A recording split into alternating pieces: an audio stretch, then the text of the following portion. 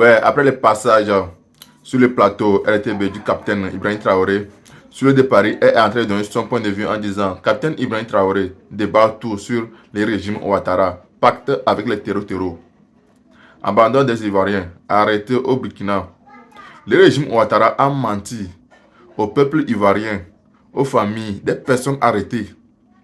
Alassane Ouattara met en danger la Côte d'Ivoire avec ce pacte avec les terreaux. Donc, sans plus tarder, je vous laisse regarder la vidéo par vous-même, likez, commentez et surtout partagez la vidéo. Frères de sœurs, je vous salue. Alassane Ouattara joue avec le feu. Le capitaine Courage, président Ibrahim Traoré, vient de faire de graves révélations. Et mieux encore, je peux dire que c'est un secret de polichinelle. Parce que pour tous les connaisseurs, pour tous les experts, la Côte d'Ivoire court un grand risque. Il faut savoir se dire la vérité. Et ne pas être dans la langue de bois, dans le déni, dans le refus de la vérité et de la réalité. La Côte d'Ivoire court un grand danger. Écoutons d'abord le capitaine Ibrahim Traoré et nous allons parler juste après lui. On écoute ici. Même plus que ça. Base arrière, une organisation servant à déstabiliser le Burkina. Ils sont là-bas. Les ennemis du Burkina sont clairement là-bas, affichés, protégés. Ils sont payés, ils sont protégés, ils sont bien logés. En plus de ça, il y a la question du terrorisme. Mais non. Le pouvoir flotte avec les terroristes. Il ne faut pas se mentir. Attendez.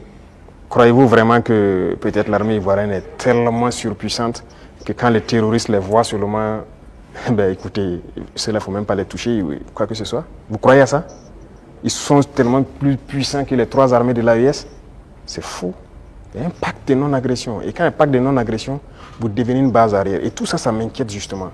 Si ce pays, il y a des crises, le pays sera attaqué par les terroristes. Parce que s'ils ne gagnent plus ce qu'ils gagnent, le pays sera attaqué et ce pays va sombrer. C'est un danger. C'est pourquoi j'ai passé le temps à dire au chef d'État, on ne pactise pas avec les terroristes. On ne pactise pas avec les terroristes. Avec les terroristes. Après avoir dit ça, c'est un homme expérimenté. C'est le président d'un pays qui a vécu la même chose. Il parle de quoi il sait de quoi il parle. Il maîtrise son sujet.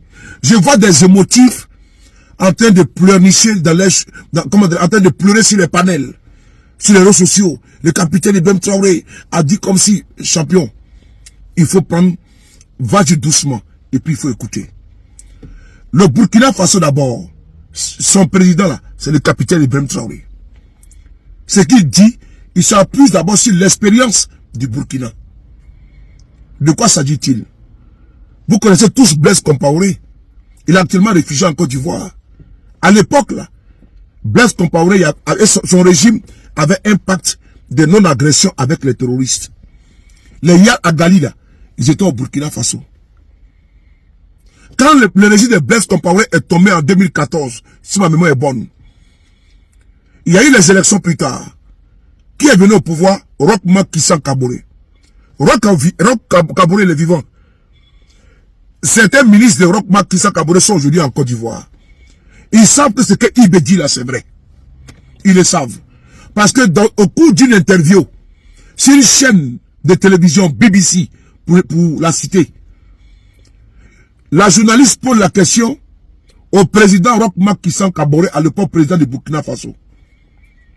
Roch Marc Christian Kaboré fait une révélation en informant le monde entier qu'à la chute du régime de Blaise, là, les terroristes sont venus le voir et ils lui ont demandé les véhicules 4x4 qu'ils avaient commandés, que les véhicules n'ont pas été livrés.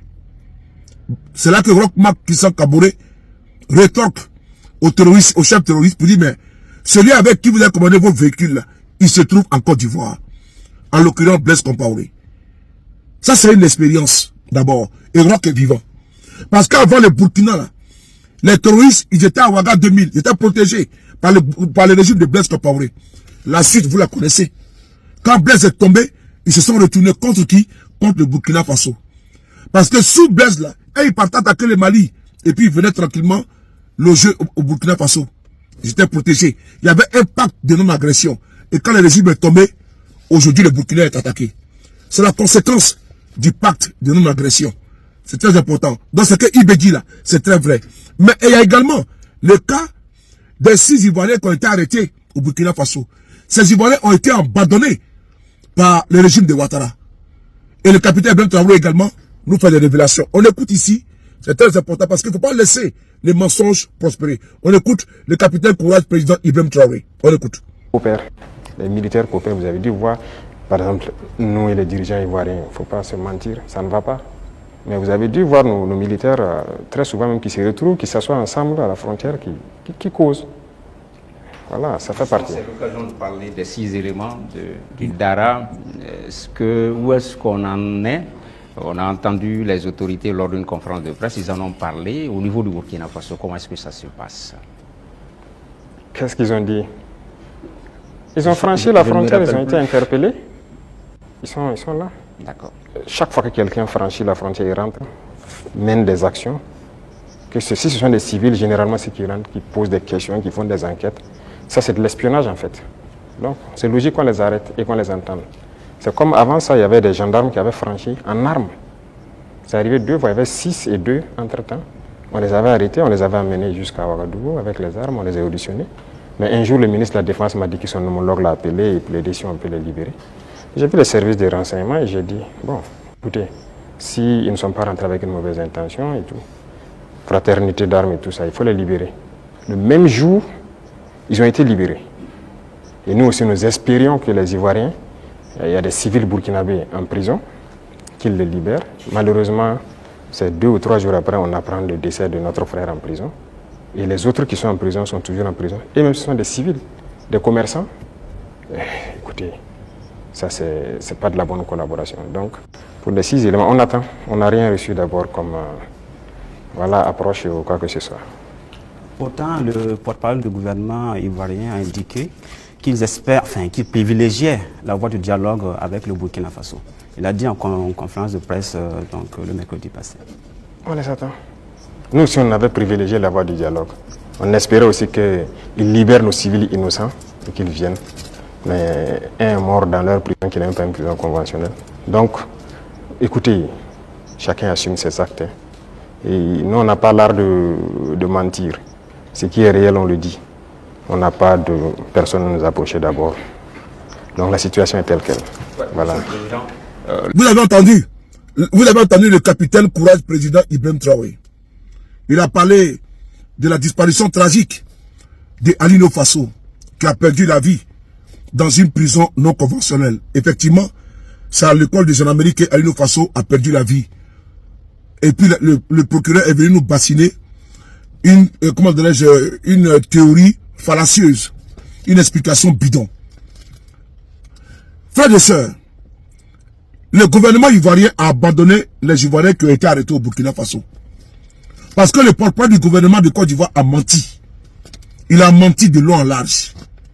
Et ce qui est vrai, c'est que il y a 6 gendarmes ivoiriens qui avaient été arrêtés. Ont-ils été libérés par le pouvoir de Ouagadougou? S'ils ont été libérés, il a dit ici le président Ibrahim Traoré qu'eux ils croyaient que les civils qui avaient été arrêtés allaient être libérés, n'ont pas été libérés. Et dans les sillages de l'arrestation de feu Alino Faso, paix à son âme, des civils ont été arrêtés en Côte d'Ivoire. Jusqu'à présent, là, ces civils sont gardés au secret. Ils sont gardés au secret. Personne n'a de leurs nouvelles.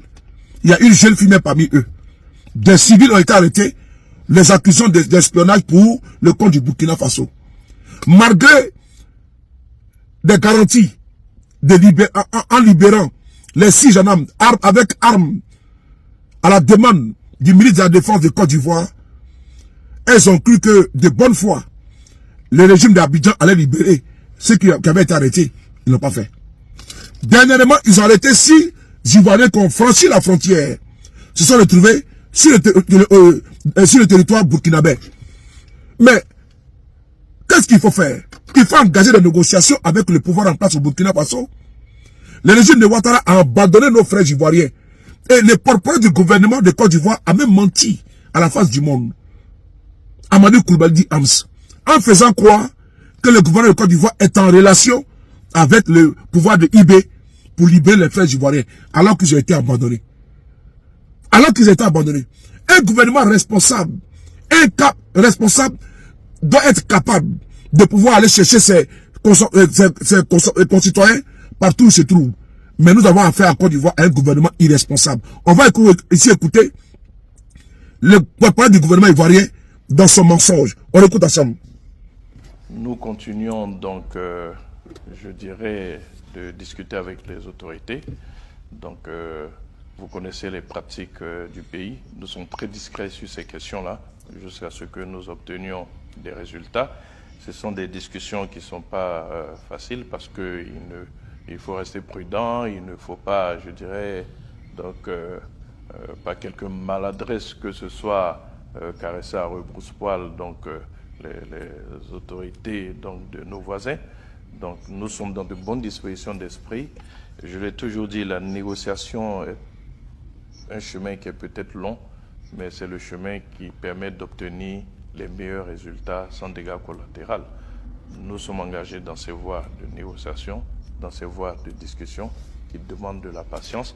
Ce n'est pas la première fois que nous nous trouvons confrontés à ce genre de situation, mais chaque fois, c'est la sagesse, c'est la discussion, c'est la négociation qui a prévalu et nous avons chaque fois obtenu donc des résultats. C'est vrai, ça prend du temps. C'est le lieu en tout cas de nous adresser aux familles donc de ces responsables à Dara pour leur demander de continuer de faire confiance à l'État, que leurs parents ne sont pas oubliés et que nous continuons donc les discussions avec les autorités burkinabés pour qu'ils puissent rejoindre leur famille dans les meilleurs délais. Mensonge, mensonge. Ils demandent aux familles de faire confiance au gouvernement ivoirien. Les familles aujourd'hui ont la vérité. En aucun moment, le gouvernement de M. Ouattara n'est rentré en contact avec le gouvernement burkinabé. Parce que le président burkinabé vient de le dire. Quand ils sont là, ils n'ont pas été contactés, ils n'ont été contactés par personne. Mais au cours, après le conseil des ministres, à la face du monde, le porte-parole du régime de Ouattara vient vous dire qu'ils ont déjà, comment dirais-je, engagé des négociations pour la libération des Ivoiriens qui ont été arrêtés au Burkina Faso. Frères et sœurs, ce gouvernement de M. Ouattara était un gouvernement amateur. C'était un gouvernement de mensonges. Et ça, on l'a toujours dit. La preuve est là aujourd'hui. Le premier mensonge, les Ivoiriens qui ont été arrêtés au Burkina Faso ont été abandonnés par le régime de Ouattara. Les familles aujourd'hui qui croyaient, comment dirais-je, à ce régime-là, sont aujourd'hui servies. Le deuxième mensonge, c'est le fait de nier le pacte de non-agression avec les terroristes. Moi-même, sur le Paris, là, j'ai partagé ici, à Téini, des terroristes qui ont été arrêtés, gardés à la gendarmerie de Téini. Pendant 2 mois, ces terroristes ont pris la poudre d'escampette selon, comment dirais-je, la déclaration officieuse. J'ai publié les photos des terroristes. Aucun communiqué du gouvernement ivoirien. Parce que ils ont signé un pacte avec les terroristes.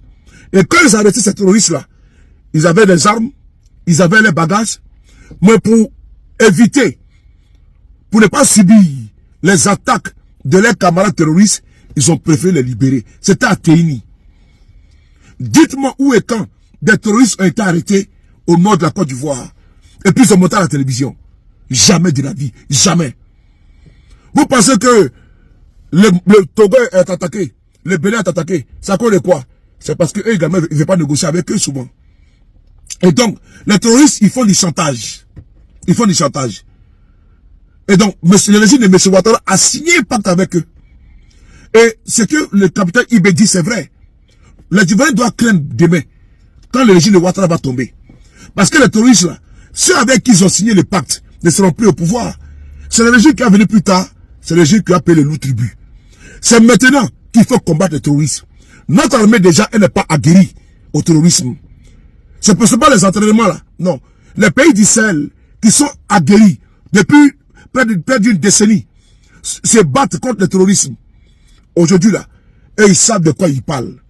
Les Ivoiriens doivent comprendre que le régime de M. Ouattara nous met en danger. Et il faut vraiment vivement que ce régime puisse partir en 2025. On doit pacifier la Côte d'Ivoire, aseptiser notre pays. Et tous les terroristes qui sont tapis dans notre pays, en Côte d'Ivoire, qui sont logés et nourris, entretenus, financés par Alassane Ouattara et sa bande, et tous seront chassés de la Côte d'Ivoire. Merci.